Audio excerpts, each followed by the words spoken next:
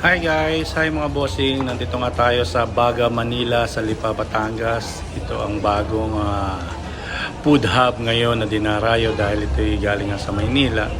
At dinala nila dito sa Batangas. Maraming pagpipilian ng mga pagkain dyan, maraming upuan, malaking parking. At nag-crave ako dito sa Kuya Tantunis, Turkey food. Masarap yung tantuni niya, juicy yung beef, meron naman chicken pero juicy ang beef niya.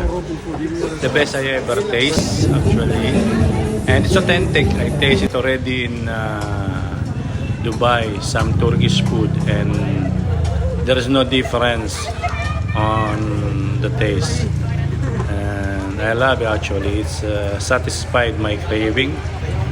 And ito na nga yung paligid ng Baga, Manila, ito yung area. Maliwalas.